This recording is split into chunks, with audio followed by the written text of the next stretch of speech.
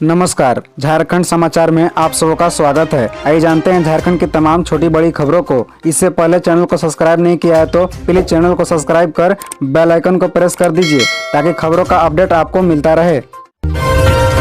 झारखंड की आशा किरण को खेलो India youth game में गोल्ड मेडल। बता दें कि भोपाल में चल रहे खेलो इंडिया नेशनल यूथ गेम जे के तहत एथलेटिक्स प्रतियोगिता के पहले इवेंट में झारखंड ने स्वर्ण पदक हासिल किया। गुमला की आशा किरण बारला ने झारखंड को 1500 मीटर दौड़ में स्वर्ण पदक दिलाया। उन्होंने 4 घंटा 43 मिनट 50 सेकंड में दौड़ पूरी कर यह उपलब्धि हासिल की। साथ ही मध्य प्रदेश की बी खान ने 4 घंटा 44 मिनट 39 सेकंड का समय निकालते हुए रजत पदक और गुजरात की लक्षिता सांडिल्य ने 4 घंटा 45 मिनट 71 सेकंड के साथ कांस्य पदक प्राप्त किया। आशा किरण बारला इस समय भारतीय कैंप से भी जुड़ी हुई है। 2024 पेरिस ओलंपिक के लिए मिशन ओलंपिक पेडियम के तहत उन्हें भारतीय टीम के कैंप में शामिल किया गया है। वह इस कैंप में पहुंचने वाली झारखंड की पहली खिलाड़ी है। रामगढ़ उपचुनाव में एनडीए का प्रत्याशी घोषित, जानिए किस नाम पर लगी मुहर। दरअसल आपको बता दें कि झारखंड के रामगढ़ विधानसभा सीट पर होने वाले उपचुनाव के लिए एनडीए ने अपने प्रत्याशी का ऐलान कर दिया है। एनडीए ने आजसू के लोकसभा सांसद चंद्र प्रकाश चौधरी की पत्नी सुनीता चौधरी को अपना उम्मीदवार घोषित किया है। सुनीता चौधरी ने 2019 के विधानसभा चुनाव भी लड़ा था, लेकिन यूपीए के ममता देवी से हार गई थी। आपको बता दें कि रामगढ़ उपचुनाव के लिए सुनीता के नाम पर सहमति मिलने के बाद आजसू कार्यालय में ऐलान किया गया। पार्टी प्रवक्ता डॉक्टर देवशरण भगत और संसदीय बोर्ड के सदस्य डोमन सिंह मुंडा ने इसकी जानकारी दी। बता दें कि 27 फरवरी को रामगढ़ उपचुनाव के लिए वोटिंग होगी। 2 मार्च को नतीजे आएंगे। उपचुनाव की घोषणा के बाद बीजेपी के प्रदेश प्रवक्ता परतुल साधव ने कहा था कि इस बार एनडीए साथ है। रामगढ़ में एनडीए की जीत महागठबंधन सरकार के पतन की शुरुआत होगी। उसी समय स्पष्ट हो गया था कि एनडीए यहाँ सुनीता चौधरी को उम्मीदवार बनाएगी। इसकी खास वजह है, दरअसल 2019 के विधानसभा चुनाव में हार को छोड़ दे तो 2005 से 2014 तक यहाँ आजसू ने ही जीत हासिल की है। सुनीता चौधरी के पति और मौजूदा लोकसभा सांसद चंद्र प्रकाश चौधरी इस सीट पर लगातार 3 बार चुनाव जीते हैं। वैसे आंकड़े कहते हैं कि यदि 2019 में बीजेपी आजसू साथ मिलकर लड़ती तो जीत इन्हीं की होती। पूजा सिंघल कोर्ट में हुई उपस्थित, इस दिन होना है हाजिर। मनरेगा घोटाले के आरोपी इंजीनियर ने किया सरेंडर। बता दें कि निलंबित आईएएस अधिकारी पूजा सिंघल गुरुवार को पीएमएलए के विशेष न्यायाधीश पीके शर्मा की अदालत में उपस्थित हुई। उन्हें अगली बार 8 फरवरी को हाजिर होना है, जबकि 6 फरवरी को उनकी जमानत अवधि समाप्त हो रही है। इस कारण उन्हें 6 फरवरी को पूर्व सरेंडर करना होगा। गौरतलब है कि सुप्रीम कोर्ट ने उन्हें पुत्री के इलाज के लिए सशर्त 1 माह की जमानत दी थी। इसमें कहा गया था कि इस दौरान वह झारखंड के बाहर रहेगी। जमानत मिलने के बाद 4 जनवरी को वह 8 माह बाद जेल से बाहर निकली थी। पूजा सिंघल पर खूंटी जिले में हुए मनरेगा घोटाले के जरिए करोड़ों रुपए के अवैध कमाई करने व मनी लॉन्ड्रिंग करने का आरोप है। ईडी ने 5 मई 2022 को पूजा सिंघल के ठिकानों पर छापेमारी की थी। ये छापेमारी में उनके सहयोगी सीएस सुमन कुमार के पास से कुल 19.31 करोड़ रुपए बरामद हुए थे। ईडी ने सुमन को गिरफ्तार कर लिया था। उसके बाद ईडी ने पूजा सिंघल से पूछताछ की और बाद में उन्हें 11 मई 2022 को गिरफ्तार कर जेल भेज दिया था।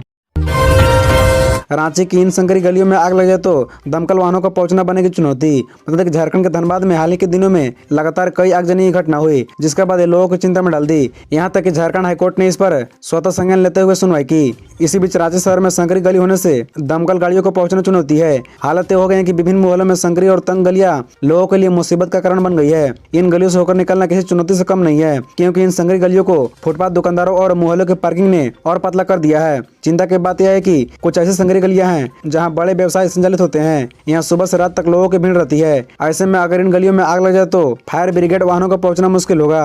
बता दें कि अपर बाजार की विभिन्न गलियों में हर दिन करोड़ों रुपए का कारोबार होता है। हर दिन बड़ी संख्या में लोग खरीदारी करने पहुंचते हैं। Rangrez Gali, Deenbandhu lane, Sonarpatti, Shraddhanand road, JJ road सहित अन्य गलियों में कई दुकानें हैं। इन गलियों में कभी न कभी आग लगी की घटना हुई तो समय रहते लोगों को बचाना संभव नहीं है। दिन में इन गलियों में पैदल चलना भी मुश्किल होता है। आशीर्वाद टावर अग्निकांड, महज 4 मिनट में 14 लोगों ने तोड़ा दम। मृतकों के फेफड़े में जमा था कार्बन।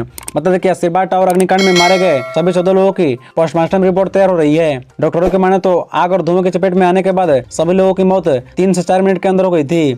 शवों की स्थिति के आधार पर अंदाजा लगाया जा रहा है कि किसी को अपने बचाव का मौका भी नहीं मिल पाया। डॉक्टरों के माने तो मरने वाले सभी लोग बुरी तरह जले हुए हैं। धुआं शरीर के अंदर तक बुरी तरह घुस चुका था। आग लगने के कारण हर तरफ धुआं के रूप में कार्बन डाइऑक्साइड और कार्बन मोनोऑक्साइड भरा हुआ था। भागने के दौरान यह शरीर के अंदर गया और लोग 1 से 1.5 मिनट में बेहोश हो गए। इसके बाद उनकी तत्काल मौत हो गई। पोस्टमार्टम के दौरान सभी मृतक के फेफड़े में धुआं जाने के कारण काले हो गए थे। वहां कार्बन लगा हुआ था। श्वास नली में भी काफी कार्बन लगा था, जिसके चलते उन्हें सांस लेने में परेशानी होने लगी और वे बेहोश पड़ गए थे। रांची के राह में बालू माफिया ने किया अंचल अधिकारी को कुचलने का प्रयास। हाईवा मालिक और 3 अज्ञात पर FIR। बता दें कि अब तक आपने उत्तर प्रदेश, मध्य प्रदेश और हरियाणा में तस्करों की दबंगई की खबरें सुनी होगी। अब झारखंड में भी तस्करों का साहस बढ़ता जा रहा है। कानून का कोई खौफ इनके मन में नहीं रहा। कायदे कानून को ताक पर रखकर तस्करी का धंधा चला रहे हैं। अगर कोई पदाधिकारी उन्हें रोकने की कोशिश करे तो उसे रौंदने से भी इन्हें गुरेज नहीं रहा। झारखंड की राजधानी रांची में एक ऐसा मामला सामने आया है। बालू तस्कर ने अंचल अधिकारी को उसके कार्यालय से कुछ दूर पर हाईवा से कुचलने का प्रयास किया। अंचल अधिकारी पर जानलेवा हमला मामले में हाईवा मालिक और 3 अज्ञात लोगों के खिलाफ प्राथमिकी दर्ज कर ली गई है। पुलिस अब तक गाड़ी को पकड़ नहीं पाई है। जी हां, झारखंड की राजधानी रांची के राय प्रखंड में अंचल पदाधिकारी ने बालू तस्करों को रोकना चाहा तो तस्करों ने उन्हें हाईवा से कुचलने की कोशिश की। हालांकि अंचल अधिकारी इस हमले में बाल बाल बच गए। घटना बुधवार की रात को हुई जब अंचल अधिकारी महेंद्र छोटन ने बालू तस्करों को पकड़ने की कोशिश की। उन्होंने इसकी सूचना पुलिस को दी। उन्होंने बताया कि हाईवा से बालू की तस्करी हो रही थी। 27 फरवरी से झारखंड विधानसभा का बजट सत्र शुरू। विभिन्न विभागों ने शुरू की तैयारी। बता दें कि विधानसभा का बजट सत्र 27 फरवरी से 24 मार्च तक चलेगा। सरकार ने इसकी तैयारी शुरू कर दी है। संसदीय कार्य विभाग द्वारा तैयार प्रस्ताव के मुताबिक मार्च के पहले सप्ताह में राज्य सरकार अपना बजट पेश करेगी। इसे लेकर तैयारी शुरू कर दी गई है। विभिन्न विभागों द्वारा अंतिम रूप दिया जा रहा है। आर्थिक विशेषज्ञों की बैठक के बाद इसे अंतिम रूप दिया जाएगा। उसके बाद सरकार के शीर्ष स्तर पर बजट में अपनी प्राथमिकताओं और जन योजनाओं को शामिल किया जाएगा। ज्ञात हो कि 1 फरवरी को केंद्रीय बजट पेश होने के बाद राज्य सरकार फरवरी में ही विधानसभा का बजट सत्र आयोजित करने की मन बना रही थी, लेकिन रामगढ़ उपचुनाव की घोषणा के साथ ही राज्य सरकार ने अपनी योजना को बदलने का फैसला लिया। बता दें कि 27 फरवरी को रामगढ़ उपचुनाव के लिए वोटिंग है और 2 मार्च को मतगणना। आपको बता दें कि बीते वर्ष 25 फरवरी से ही बजट सत्र शुरू हुआ था, जो कि 25 मार्च तक चला था। इसमें कुल 17 कार्य दिवस थे। इस वर्ष भी लगभग इतने ही कार्य दिवस होने की संभावना है। 3 मार्च को विधानसभा में बजट पास हुआ था। रांची एयरपोर्ट से गोवा समेत इन जगहों के लिए शुरू हो सकती है सीधी विमान सेवा। देवघर के लिए भी जल्द। बता दें कि बिरसा मुंडा एयरपोर्ट से आने वाले दिनों में देश के कई राज्यों के लिए विमान सेवा शुरू होने की संभावना है। इसको लेकर एयरपोर्ट प्रबंधन ने पहल की है। एयरपोर्ट निदेशक KL अग्रवाल ने बताया कि रांची एयरपोर्ट झारखंड का सबसे महत्वपूर्ण एयरपोर्ट है, जो आने वाले दिनों में राज्य के कई शहरों से जुड़ने वाला है। देश के अन्य एयरपोर्ट से आवागमन हो, इसके लिए उन्होंने एयरलाइंस कंपनियों को पत्र लिखा है। उन्होंने रांची से गोवा, तिरुपति, त्रिवेंद्रम, जम्मू, अमृतसर, उदयपुर व सूरत के लिए विमान सेवा शुरू करने की बात कही है। श्री अग्रवाल ने कहा कि रांची से व्यवसाय के लिए काफी लोग सूरत, उदयपुर आदि जगहों पर जाते हैं। ऐसे में लोगों को सीधी विमान सेवा मिलने से समय की बचत होगी और एयरलाइंस कंपनियों को भी लाभ होगा। श्री अग्रवाल ने कहा कि झारखंड में कई पर्यटन और ऐतिहासिक स्थल है। उन्होंने कहा कि रांची से देवघर के लिए जल्द फ्लाइट शुरू होगी।